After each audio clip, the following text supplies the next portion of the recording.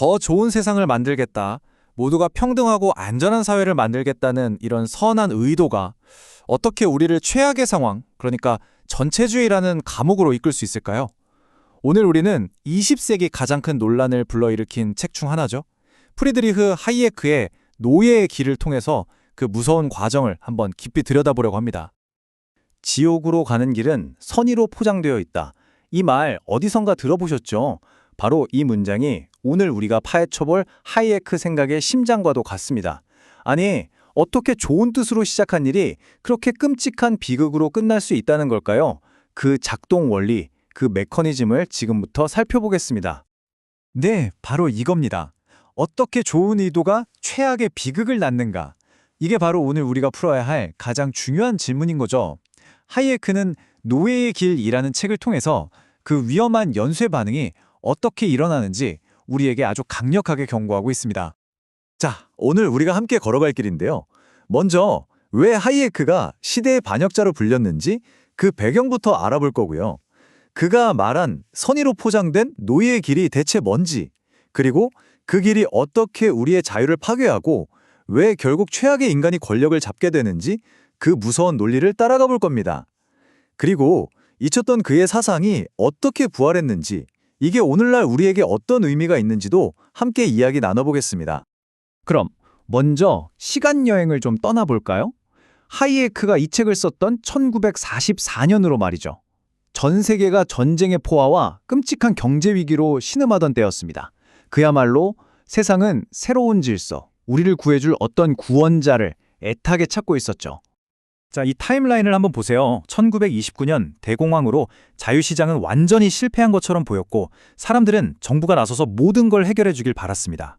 파시즘, 나치즘, 미국의 뉴딜 정책까지 모두가 한 방향, 그러니까 더 큰 정부와 더 강력한 계획을 외치고 있었던 거죠.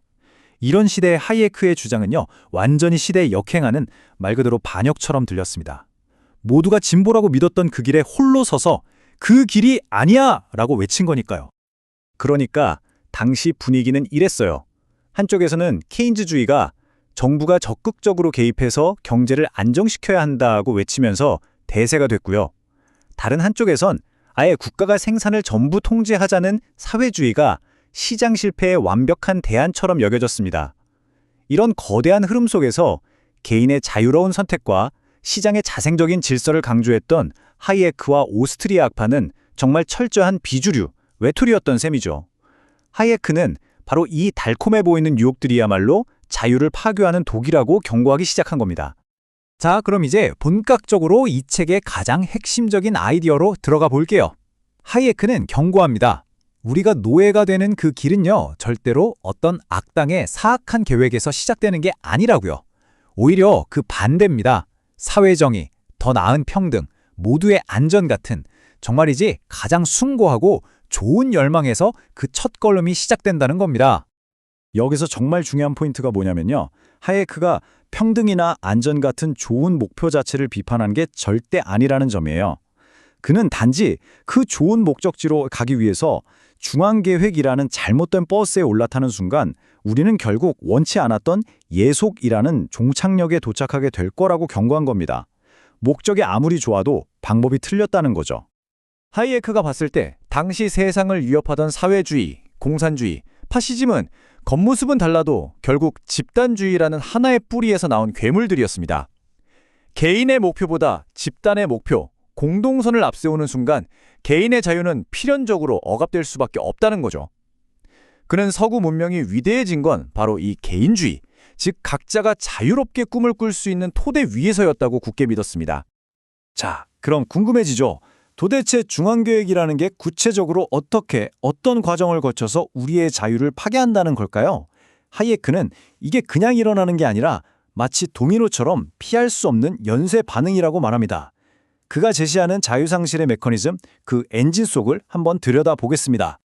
이 말이 정말 모든 걸 설명해 줍니다. 한번 생각해 보세요. 우리가 직업을 고르고 집을 구하고 주말에 뭘 할지 정하는 모든 활동에는 돈, 즉 경제적 자원이 필요하잖아요. 그렇기 때문에 국가가 경제를 통제한다는 건 단순히 돈 문제에 개입하는 게 아니라 결국 우리 삶의 모든 목적과 수단을 통제하게 된다는 뜻입니다. 이 4단계를 보면 그 과정이 정말 뚜렷하게 보여요. 첫 번째, 국가가 공동선을 위해 특정 산업을 지원하거나 물가를 통제하는 등 경제 계획을 시작합니다. 자, 두 번째, 이 계획이 제대로 돌아가려면 어떻게 해야 할까요? 개인들이 뭘 사고 어떤 직업을 가질지 마음대로 하게 둬선 안 되겠죠. 개인의 선택을 통제해야만 합니다. 세 번째, 이런 통제는 모든 사람에게 공평하게 적용되던 기존의 법, 즉 법치주의를 무너뜨려야만 가능합니다. 계획을 위해서라면 예외를 둬야 한다는 식이 되는 거죠. 그리고 마지막으로 이 모든 걸 강제로 집행하고 반대하는 목소리를 억누르기 위해서 결국 강력한 독재 권력이 등장할 수밖에 없다는 필연적인 과정인 겁니다. 이 비유가 정말 기가 막히죠? 자유사회의 법은요, 고속도로 교통규칙 같아요. 우리가 어디로 갈지는 정해주지 않고 단지 안전하게 운전할 규칙만 알려주죠. 하지만 계획경제의 법은 우리가 어디로 가야 할지 목적지까지 정해주는 내비게이션과 같습니다. 우회전하세요, 좌회전하세요 하고 일일이 명령하는 거죠. 결국 법이 우리를 지키는 방패가 아니라 권력자가 우리를 통제하는 무기가 되는 순간입니다. 자, 이제 하이에크의 경고 중에서 어쩌면 가장 등골이 오싹해지는 부분으로 넘어가 보겠습니다. 좋아요. 경제 계획이 필연적으로 독재를 낳는다고 칩시다. 그렇다면 그 무소부리의 권력은 과연 어떤 사람이 차지하게 될까요? 하이에크의 답을 듣기 전에 여러분은 어떻게 생각하세요? 공동선을 실현하려는 현명한 철학자? 아니면 아주 유능하고 똑똑한 전문가일까요? 하이에크의 분석은 정말 충격적입니다. 이런 시스템은 그냥 운이 나빠서 나쁜 리더를 만나는 게 아니라는 거예요.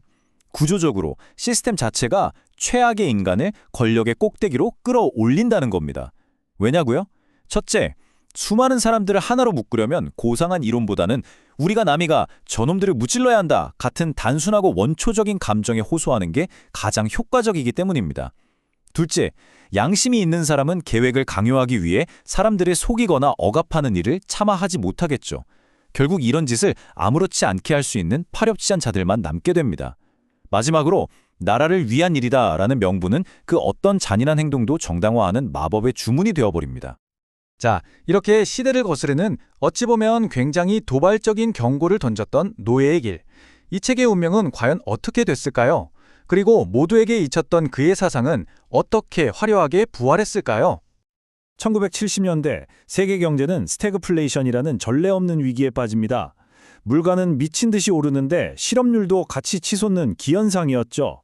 당시 경제학의 왕이었던 케인스주의 이론으로는 도저히 설명할 수도 해결할 수도 없는 문제였습니다. 바로 그때 거봐, 내가 수십 년 전부터 정부 개입은 위험하다고 했잖아 라고 외치던 하이에크의 이론이 다시 주목받기 시작한 겁니다. 1974년 노벨 경제학상 수상은 그의 화려한 부활을 알리는 신호탄이었고, 이 생각은 이후 마거릿 태처와 로널드 레이건의 신자유주의 혁명에 결정적인 사상적 무기를 제공하게 됩니다. 65만 부, 이게 무슨 숫자일까요? 바로 미국에서 노예의 길이 출간된 첫 해에 팔린 책의 부수입니다. 정치 엘리트나 똑똑한 학자들은 그를 무시했지만 평범한 시민들은 그의 경고에 본능적으로 귀를 기울였던 거죠. 자, 그럼 이런 생각도 들 수 있어요. 에이, 그거 다 80년대 대처, 레이건 시대에 증명되고 끝난 옛날 얘기 아니야? 라고요. 안타깝게도 하이에크의 이론이 얼마나 무섭도록 현실적인지는 바로 우리 시대에 벌어진 한 국가의 비극을 통해 너무나도 생생하게 확인할 수 있습니다.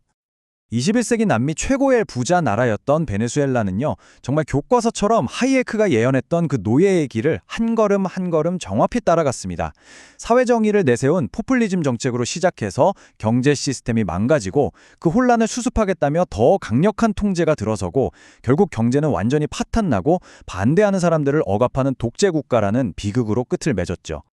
하이에크가 정말 좋아했던 말이라는 이 벤저민 프랭클린의 명언은 노예의 길이 우리에게 던지는 근본적인 질문을 한 문장으로 요약해 줍니다. 우리는 더 편하고 안전해지기 위해서 우리에게 가장 소중한 것, 즉 자유를 포기할 준비가 되어 있는가? 그래서 결국 이 마지막 질문은 바로 우리 자신에게로 돌아옵니다. 안전, 평등, 공동체라는 좋은 이름 아래 우리는 얼마만큼의 자유를 기꺼이 내어줄 수 있을까요? 이 질문에 대한 우리 각자의 답을 찾는 것, 그것이야말로 하이에크가 80년 전에 우리에게 남긴 숙제이고 자유로운 사회를 지키기 위한 영원히 끝나지 않는 여정일 것입니다.